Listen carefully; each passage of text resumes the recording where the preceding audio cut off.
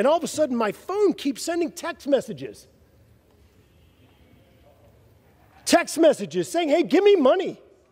Oh, look at that. Oh, look, give me money. I filed the motion to vacate.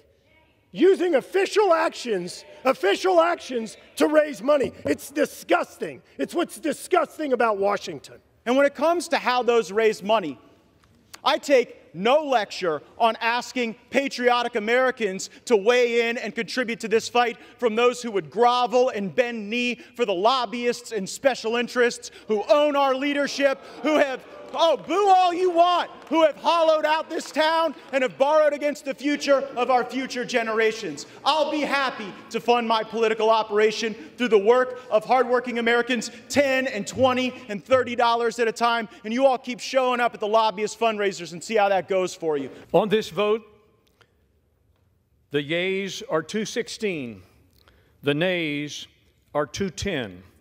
The resolution is adopted. Without objection, the motion to reconsider is laid on the table. The office of Speaker of the House of the United States House of Representatives is hereby declared vacant. The Speaker fought through 15 votes in January to become Speaker, but was only willing to fight through one failed CR before surrendering to the Democrats on Saturday. We need a Speaker who will fight for something, anything, besides just staying or becoming Speaker. We need a Speaker, ideally somebody who doesn't want to be Speaker and hasn't pursued that at all costs for his entire adult life, who will meet the moment and do everything possible to fight for the country. A red line was crossed for me, I regret, on Saturday, and chose regret that I must vote against the motion to table as I did and to vote to vacate the chair. I share one thing in common with my friend from Virginia. This is a very sad day, and certainly a day I never expected to have to live through. You know, I think broadly speaking, as I look across this floor, you can divide members into three groups. I'm very happy to be in the first group. The overwhelming majority of my party supports the Speaker that we elected. We're proud of the leadership he's shown. We're proud of the manner in which he's been willing to work with everybody in our conference and, I believe, in this chamber. There's a second group, small group. Honestly, they're willing to plunge this body into chaos and this country into uncertainty for reasons that only they really understand. I certainly don't. And then there are friends on the other side. I mean friends, honestly, with great sincerity. I have a lot of friends over there. And I recognize that my friends on the other side have a very complex set of partisan, personal, and political calculations to make. And I certainly wouldn't presume to give them any advice about that. But I would say, think long and hard before you plunge us into chaos, because that's where we're headed if we vacate the speakership. Mr. Speaker, my friend from Oklahoma says that my colleagues and I who don't support Kevin McCarthy would plunge the House and the country into chaos. Chaos is Speaker McCarthy. Chaos is somebody who we cannot trust with their word. The one thing that the White House, House Democrats, and many of us on the conservative side of the Republican caucus would argue is that the thing we have in common, Kevin McCarthy said something to all of us at one point or another that he didn't really mean and never intended to live up to. Kevin McCarthy has earned this. Under Speaker McCarthy's leadership, our House Republican majority has actually defied all odds and overperformed expectations again and again and again. It all started with a speaker's race, when our Speaker, Kevin McCarthy, showed the American people how he would never give up. It carried over into the Speaker spearheading a rules package to create the most transparent, member-driven legislative process that I've ever seen since I've been here. The opening line of my colleague's speech was that Speaker McCarthy always overperforms expectations, but after tweeting "bring it," and after engaging in profane-laced tirades at House conference, he just lost a motion to table. So I wouldn't necessarily consider that overperforming expectations. And time and again, I've heard my colleagues say that, well, he deserves it because he went through a tough speaker contest. Let me let everyone know, he prevailed in that speaker contest because he made an agreement to fulfill certain commitments to make this an open and honest process, And he has failed to meet those commitments, and that's why we are here. We have passed the bills we told the American people we would pass. 87,000 IRS agents, that bill passed. Parents' Bill of Rights, that bill passed. Energy legislation passed. Border security, immigration enforcement legislation, the strongest bill ever to pass the Congress, passed earlier this year. We have done what we told them we were going to do. We can't help it the Senate won't take up those good common sense bills. They'll have to answer to the American people come Election Day. Oversight. We have done the oversight that we're supposed to do. Because of our oversight, we know that parents were targeted by the Department of Justice. Because of our oversight, we know that 51 former intel officials misled the country weeks before the most important election we have. And because of our oversight, the Disinformation Governance Board at the Department of Homeland Security is gone. I think the Speaker has kept his word. I know my colleagues and friends are saying different. I think he has kept his word on those three things that we talked about on January 3rd, and frankly, that entire week. He has kept his word. I think we should keep him as Speaker. I yield back.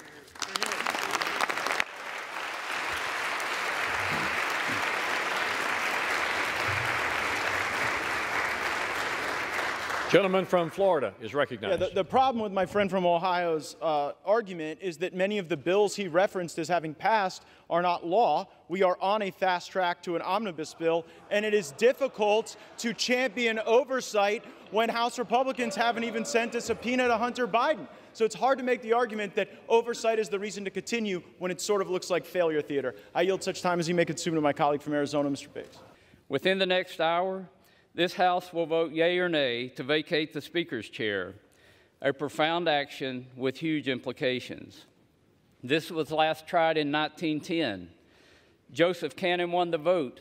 113 years later, my office is in the Cannon Office Building, and Uncle Joe Cannon's statue sits just outside this chamber. No living human has taken the vote we're about to take. It deserves that we pause, we reflect, that we consider deeply the ramification of our actions. To my fellow Republicans who would consider voting yes to removing our Republican Speaker, please pause and ask yourself two questions. Will your yes vote make America stronger? Will your yes vote strengthen conservative policies? If you believe yes is the right vote, please stand before this body and the American people and articulate your plan, not your grievances or your wishes, your plan. Convince the mass majority of the Republican conference that strongly disagrees with you to follow you. If you cannot do that, which you have failed to do so far, then voting yes is at the least a disruptive overreaction. In reality, it's selfish, bad for conservative policies, and bad for America. That's why I strongly support Speaker Kevin McCarthy, and why, without hesitation or reservation, I will vote no on this disastrous resolution. I yield back.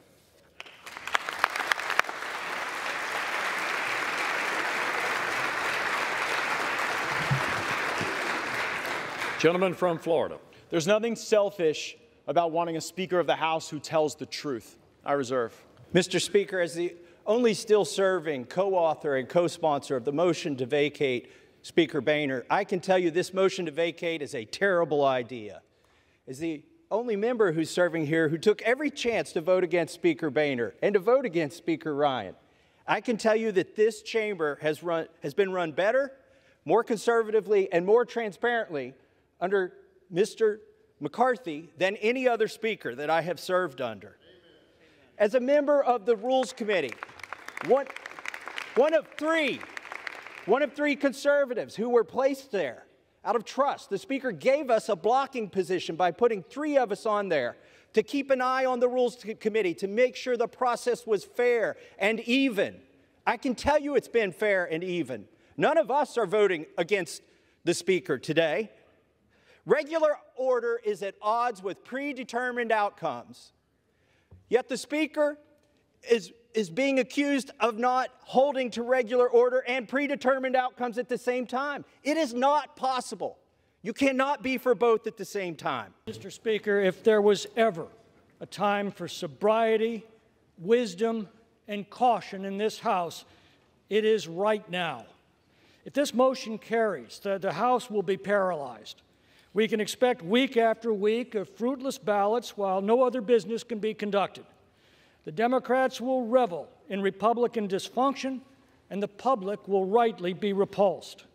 It'll end when the Democrats are able to enlist a rump caucus of Republicans to join a coalition to end the impasse. This House will shift dramatically to the left and will effectively end Republican House majority that the voters elected in 2022. Mr. Speaker, there is nothing sober, wise, or cautious about the path we are on. We are on a path to financial ruin if this House does not take a different posture, a different procedure, and yield toward different outcomes and a better future. One of the most valuable pieces of advice that I received was from Kevin McCarthy when I got here to D.C. He told me to separate the signal from the noise. The noise is those who are causing chaos for their own personal benefit while ignoring the needs of their constituents and this country, grinding our work here to a halt. The signal is the many accomplishments that we've delivered for the American people with Speaker McCarthy at the helm. The signal is the failures coming out of the White House time and time again. The signal is the work that we must do today and going forward to save our country for my kids and yours. My colleagues today here have a choice. Be a chaos agent or get back to work. Thank you, Mr. Speaker. I think I've caught the signal, too. The signal is for $33 trillion in debt, facing $2.2 trillion annual deficits. And our fellow Americans may be watching, wondering, how does that happen? How does the greatest country in the world have a process so broken that it would be laughed out of the rooms in the halls of the state legislatures where many of us come from? Here's how it works. The law says we're supposed to have the very single-subject spending bills that my colleague referenced in the summer. That we're supposed to have that and move it. But there's a dirty little secret in this town, and that is if you delay, if you hold the bills, if you make multiple contradictory promises, as Speaker McCarthy has done, and you back everybody up against shutdown politics, well, nobody wants to shut the government down. No one cheers for a shutdown. And of course, when people are backed up against shutdown politics, the decision calculus changes. So year after year, decade after decade, we break the law and we do the same thing.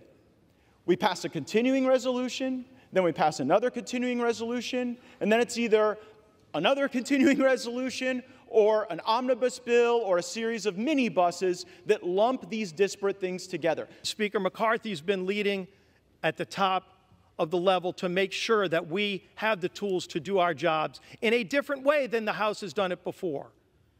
This House is going to have to continue to make those changes. But the American people sent us here to confront those problems. We're finally starting to. This isn't the time to slow that process down. We need to keep doing our work. We need to keep fighting for those families who are struggling. But so does the Senate, and so does the White House as well. Let's keep doing this work that we were sent here to do. I yield back. I agree with everything that the majority leader said in those remarks, except one thing.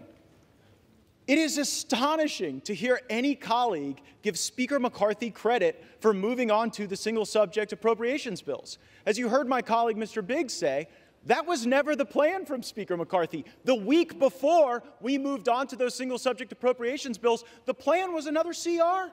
He pitched a CR. They tried to get us to vote for a CR, and only when a brave few said, we are done governing by continuing resolution. We are here to eulogize the era of continuing resolution. We will not do it. We will not pass it. These bills can go. The spending may rise and fall as the years pass. But the notion that we're going to lump in the Department of Education and the Department of Labor with our military and our troops and our Border Patrol is fundamentally unserious, and I would suggest chaotic.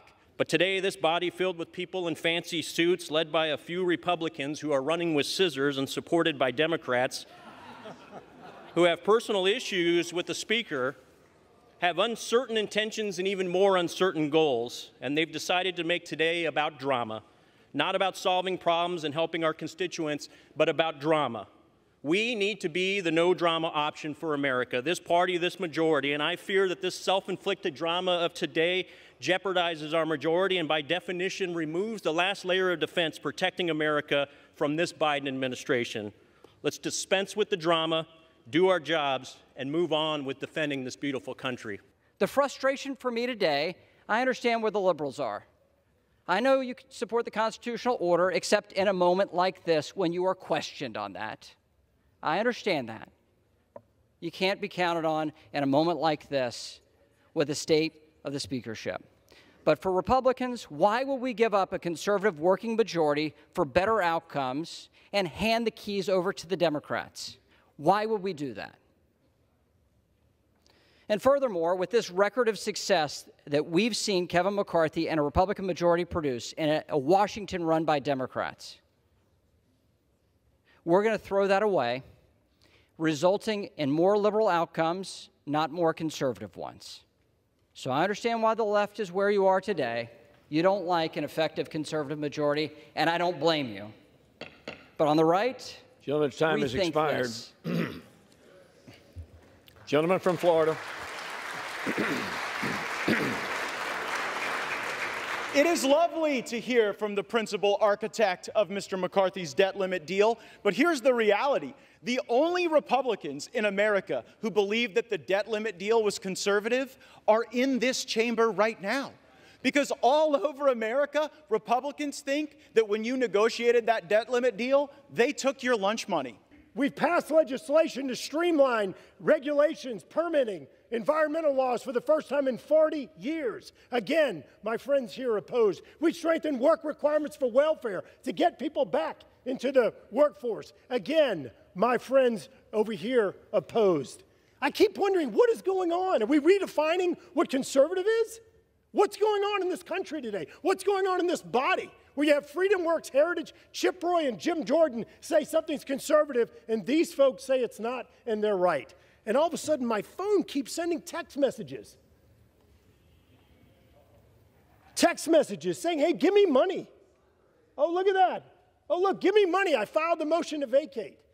Using official actions to raise money. It's disgusting. It's what's disgusting about Washington. And when it comes to how those raise money, I take no lecture on asking patriotic Americans to weigh in and contribute to this fight from those who would grovel and bend knee for the lobbyists and special interests who own our leadership, who have, oh, boo all you want, who have hollowed out this town and have borrowed against the future of our future generations. I'll be happy to fund my political operation through the work of hardworking Americans, $10 and $20 and $30 at a time, and you all keep showing up at the lobbyist fundraisers and see how that goes for you. I reserve. To be clear, I tried to get one of the three podiums on the Republican side, and y'all wouldn't let me have them, so you sent me over here. But you know what? I'll make this argument at any desk in this building, from the well, from the chair. I'll make it on every street corner in this country that Washington must change. We have to break the cycle. We have to break the fever. And I would hope, truly, that the reforms that we are fighting for are reforms that would last and be embraced and that would democratize power in this institution beyond the privileged few who back us up against shutdown politics and Christmases and deadlines in order to achieve their objectives. Mr. Speaker, high inflation is on the verge of bankrupting American families. Our economy is breaking in half. A typical American family can't afford to buy a house in 99% of U.S. counties. Inflation is stealing more than $700 a month from working Americans, nearly $9,000 a year. Kevin McCarthy is the Speaker of the House of Representatives, and he has failed to take a stand where it matters. So if he won't, I will. So let's get a budget, let's get our act together, let's get on with it, let's vacate the chair, and let's get a better speaker. I yield back. On this vote, the yeas are 216. The nays are 210. The resolution is adopted. Without objection, the motion to reconsider is laid on the table. The office of Speaker of the House of the United States House of Representatives is hereby declared vacant.